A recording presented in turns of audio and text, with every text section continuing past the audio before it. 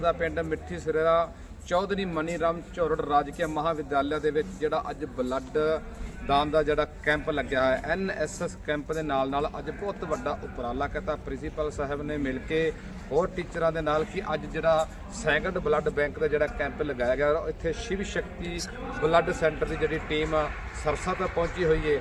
ਪਿੱਛੇ ਤੁਸੀਂ ਦੇਖ ਰਹੇ ਜੇ ਸਾਡੇ ਜਿਹੜਾ ਕਿ ਬਿਲਡਿੰਗ ਔਰ ਇਸ ਬਿਲਡਿੰਗ ਦੇ ਵਿੱਚ ਐਨਐਸਐਸ ਦਾ ਕੈਂਪ बहुत वधिया एक मैसेज देता जा रहा है समाज नूं कि असी अपना खून दान करके किवें किसी ने जिंदगी बचा सकते हैं। सो दोस्तों सब तो पहले मैं गल करांगा कि जदों भी तुसी ब्लड देने वास्ते जाना है जोश के नाल तुहानूं होश भी जरूरी है। कई बार बंदा आप तंदुरुस्त नहीं हुंदा लेकिन उसके जो ख्यालात जिहड़े हुंदे ने बहुत वड्डे हुंदे ने कि मैं ब्लड दान करना है। ब्लड दान तो पहला तुसी अपना स्वास्थ्य चैक करवाना है। किसी भी कंडीशन दे विच तुहाडे किसी तरीके का कोई भी शरीर नूं लैके कोई रोग नहीं होना चाहिए।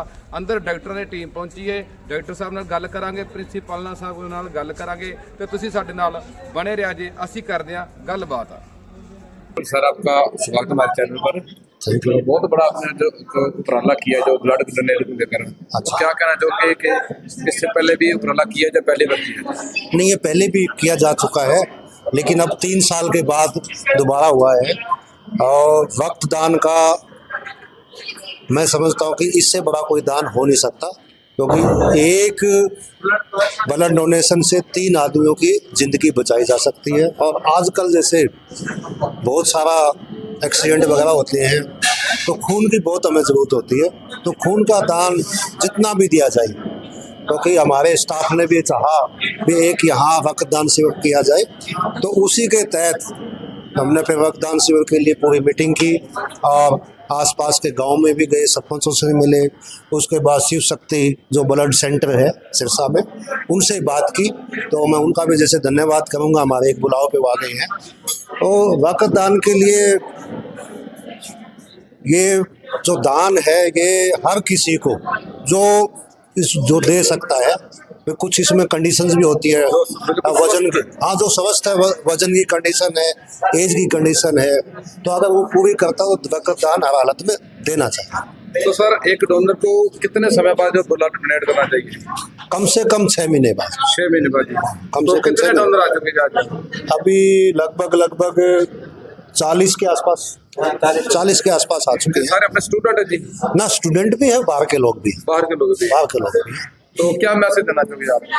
मैसेज तो यही है कि रक्तदान है वो एक महादान के तहत आता है और ज़्यादा से ज़्यादा लोगों को रक्तदान करना चाहिए। तो इसके अलावा और भी कोई इवेंट चल रहा है? हाँ, कल्चरल भी साथ ही साथ चल रहा है, ठीक। सांस्कृतिक कार्यक्रम भी साथ ही साथ चल रहा है। ठीक सर। आपका सर मैं राजेश असिस्टेंट प्रोफेसर। तो जो आज का हमारा जो कार्यक्रम किया गया है महाविद्यालय के एनएसएस यूनिट और रेड क्रॉस के संयुक्त प्रावधान के तहत किया गया है और इसका ये हमारे 3 साल के बाद भी ये कार्यक्रम हुआ है। और पहले हमारा जो रक्तदान शिविर का आयोजन किया गया था उसमें लगभग हमने 75 यूनिट है ना ब्लड डोनेट किया था। तो हमारा लक्ष्य है कि उसको यानी इस रिकॉर्ड को तोड़कर हमें कम से कम 100 यूनिट है ना रक्त डोनेट करें। और उस रक्तदान के लिए हमारे पास यानी आस पड़ोस के जितने भी ग्राम पंचायतें हैं, जो मौजूद लोग हैं और हमारे युवा है जो पहले भी बच्चे पास आउट हुए हैं, उनका बहुत अच्छा सहयोग है। और ये सहयोग हम है ना समय समय पर करते रहेंगे ताकि समाज में जागरूकता पैदा की जाए और बच्चों में जागरूकता आए। सर मेरी बीकॉम होगी। अच्छा, तो पहली बार ब्लड डोनेट कर रहे हैं? Second time. तो कैसा फील हो रहा है? बढ़िया फील हो रहा है। कोई वीकनेस वगैरह कुछ नहीं है, कुछ नहीं है। तो इससे आपको जो ब्लड डोनेट से पहले आपको चेक वगैरह किया गया? हाँ, वैसे उनका सारा प्रोसेस होता है, वो तो किया ही है बस। तो क्या मैसेज देना चाहिए? ये कि खून डोनेट करना चाहिए। ये तो खून डोनेट करना ही सबसे बड़ा दान खूनदान ही है। यह सेकंड टाइम है जी। मैं इस कॉलेज का भूतपूर्व स्टूडेंट हूँ, मैंने यहाँ से बीए की है। तो आज मैसेज मिला साथियों का भी कॉलेज में कैंप है तो आज खुशी है जी। आज दूसरी बार रक्तदान कर रहा हूँ। कैसा फील हो रहा है? बहुत अच्छा फील हो रहा है जी। पुराने कॉलेज में आया हूँ, अच्छा फील हो रहा है, बहुत अच्छा लगा जी। स्टाफ से मिला आज और जीवन में जी हमें कभी भी मौका मिले तो ये नेक काम है करने चाहिए।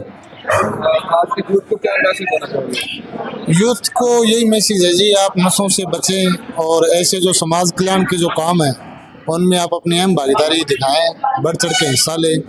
जैसे हम कोई बुरे कामों में ज़्यादा लेते हैं, उससे अच्छा तो ये नेक काम करो, आप किसी की ज़िंदगी बचेगी, नशे से बचो, यही संदेश है जीवा।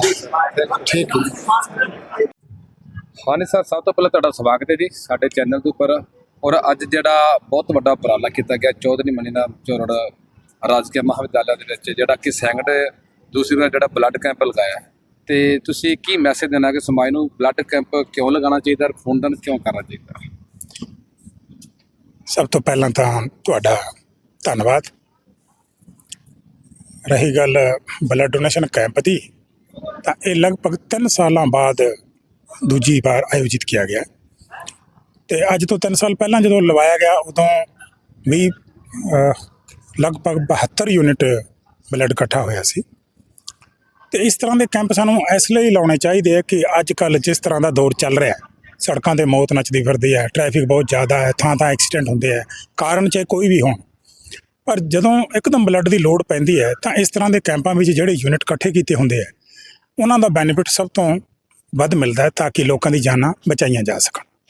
ਅਤੇ ਕੈਂਪ ਇਸ ਤਰ੍ਹਾਂ ਕਿ ਜ਼ਿਆਦਾਤਰ ਲਾਉਣੇ ਜ਼ਰੂਰੀ ਹੋ ਜਾਂਦੇ ਆ ਕਿ ਜਿਸ ਤਰ੍ਹਾਂ ਦਾ ਅੱਜ ਕੱਲ੍ਹ ਸਮਾਂ ਹੈ ਕਿ ਬਹੁਤੇ ਲੋਕਾਂ ਨੂੰ ਬਹੁਤ ਬਿਮਾਰੀਆਂ ਹੋਈਆਂ ਹੈ, ਨਵੀਂ ਪੀੜ੍ਹੀ ਜਿਹੜੀ ਖਾਸ ਤੌਰ 'ਤੇ ਕੋਈ ਨਸ਼ੇ ਵੱਲ ਝੁਕਾ ਹੈ, ਜਾਂ ਕਿਸੇ ਨੂੰ ਕੋਈ ਡਾਇਬਟੀਜ਼ ਹੈ, ਛੋਟੀਆਂ ਮੋਟੀਆਂ ਡਾਇਮੈਂਸ਼ਨਲ ਵੱਖੋ ਵੱਖਰੀਆਂ ਡਿਸੀਜ਼ ਪੈਦਾ ਹੋ ਰਹੀਆਂ, ਤਾਂ ਬਹੁਤੇ ਲੋਕ ਤਾਂ ਜਿਹੜੇ ਹੈ ਰਕਤਦਾਨ ਕਰਨ ਦੇ ਲਾਇਕ ਹੀ ਨਹੀਂ ਹੁੰਦੇ।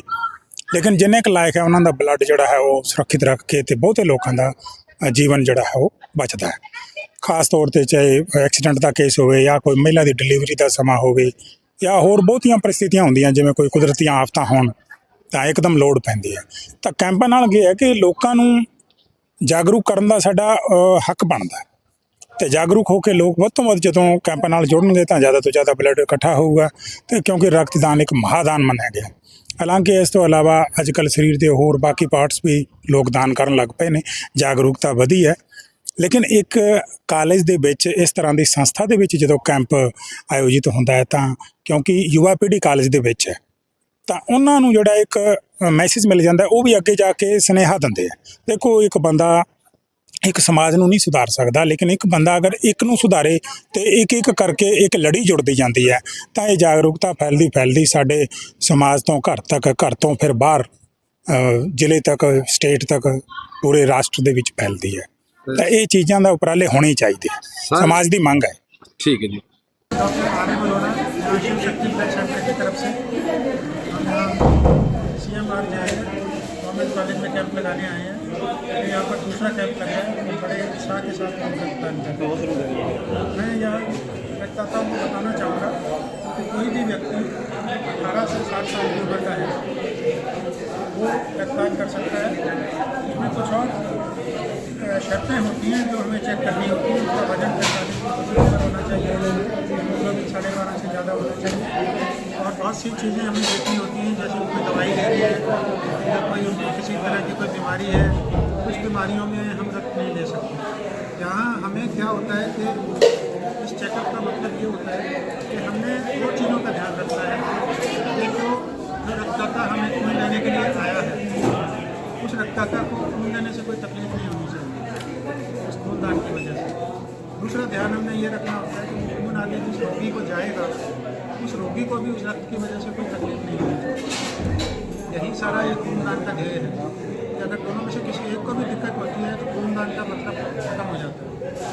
तो इसके हिसाब से हमें ये सारी चीज़ों की जानकारी लेनी पड़ती है, उनके स्वास्थ्य के बारे में, वो क्या क्या दवाई ले रहे हैं, क्या क्या तकलीफ है उनको, उन्होंने खाना खाया है कि नहीं खाया, पानी पिया है या नहीं पिया, ये सब चीज़ें देख के और फिर रक्तदान कराया जाता है।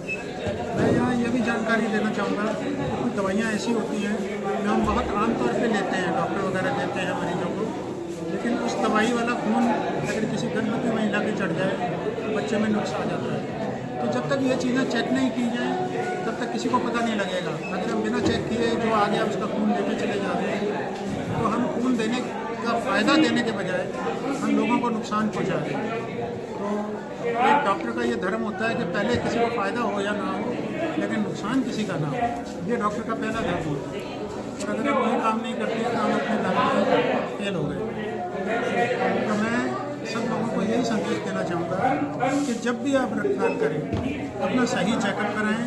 जो फॉर्म आपको दिया जाता है उसको सीरियसली पढ़ें, भरें, उसमें पूरी सही जानकारी दें ताकि रक्तदान करते समय जो डॉक्टर हैं ये फैसला ले सकें कि आप खूनदान करने योग्य हैं या नहीं है। और कभी भी ऐसी जगह रक्तदान ना करें जहाँ डॉक्टर मौजूद ना हो आपका चेक करने के लिए। बहुत जगह मैंने देखा है ऐसा होता है कि कोई डॉक्टर ही नहीं होता और कैंप लगाए चले जा रहे हैं, जो आ रहा है उसका खून लिए जा रहे हैं, किसी को मना नहीं करते, एक जगह साइन कराते हैं और चेक पकड़ा के और उनको निकाल देते हैं। ऐसा नहीं होना चाहिए। अभी हम यहाँ कैंप लगाते हैं तो 100 में से लगभग 15-20 डोनर हमारे रिजेक्ट हो जाते हैं, इनसे हम खून नहीं लेते। यानी अगर हमारे पास 100 लोग फार्म भर के आ रहे हैं तो उसमें से लगभग 80-85 डोनर का हम ब्लड लेते हैं। तो अगर हम चेक नहीं करेंगे तो उन सबका खून लिया जाएगा, उसमें या तो रक्तदाता को नुकसान होगा या खून जिसको चढ़ेगा उसको कोई ना कोई नुकसान। तो ये चीज़ें आपको जानकारी में आनी चाहिए। तो रक्तदाता को जोश के साथ साथ होश भी होना चाहिए। जोश में रक्तदान करते हैं बहुत अच्छी बात है, लेकिन जागरूक बनिए, उसको समझिए कि रक्तदान कैसे होता है, उसके हिसाब से रक्तदान कीजिए। बहुत बहुत धन्यवाद।